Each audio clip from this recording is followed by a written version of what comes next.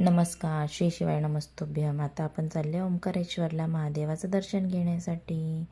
हे 12 ज्योतिर्लिंगामधले एक आहे ओंकारेश्वर. आम्ही तिथे रात्री पोचलो म्हणून आम्ही काय केलं, एक रूम घेतली आणि तिथे मुक्काम केला. मग पहाटे 3 वाजता उठून आम्ही आवरलं आणि निघालो बाबाचं दर्शन घेण्यासाठी. हा पहाटेचा व्ह्यू आहे. थंडी नव्हती काही जाणवली आणि हा अंधारच होता आणि खूप भारी वाटत होतं, कारण की कल्पना नव्हती केली की बाबा एवढ्या लवकर बोलवेल दर्शन घेण्यासाठी. ते म्हणतात ना, देवाच्याच मनात हवं ते. आणि हा पहाटेचाच व्ह्यू आहे. पहाटेची गर्दी आहे ही. पहाटे पण गर्दी होती. दुकानं वगैरे काही जास्त उघडली नव्हती, फुलं वगैरे होती.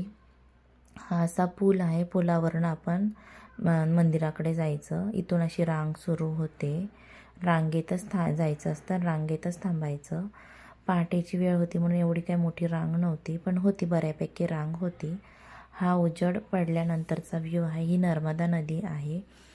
इथून असं वर जायचं बाबाचं दर्शन घेण्यासाठी. मंदिर पण खूप छान आहे. मंदिर दगडात आहे. कोरीव काम खूप छान केलेलं आहे. इथे रांगेत एक महादेवाची पिंड दिसते, तिची पण आम्ही पूजा केली. नंतर शनी महाराजांचं मंदिर होतं, त्यांची पण आम्ही पूजा केली रांगेतूनच. आणि नंतर निघालं बाबाचं दर्शन घ्यायला. मंदिर दगडात आहे. कोरीव काम बघा किती छान केलेलं आहे. ही महादेवाची पिंड आहे.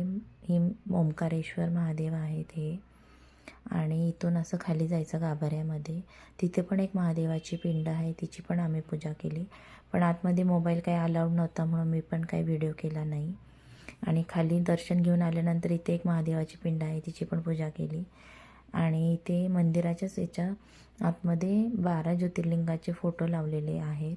त्याचा हा व्हिडिओ आहे. फोटो खूप छान आहेत, मोठे आहे खूप, असे वर लावलेले आहेत. नंतर इथे आपण बसून ध्यान करू शकतो, जप करू शकतो, बसू शकतो इथे. तर आम्ही पण इथे जरा वेळ बसलो मंदिराच्या आत. नंतर आम्ही निघालो नर्मदा नदीकडे, नर्मदा नदीचं दर्शन घेण्यासाठी.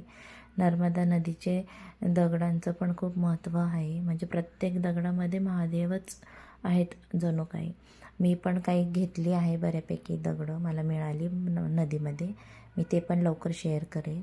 आम्ही नंतर निघालो नर्मदा नदीचं दर्शन घ्यायला, तिची पण पूजा केली आणि पुढचा व्हिडिओ लवकरच शेअर करेल. थँक्यू.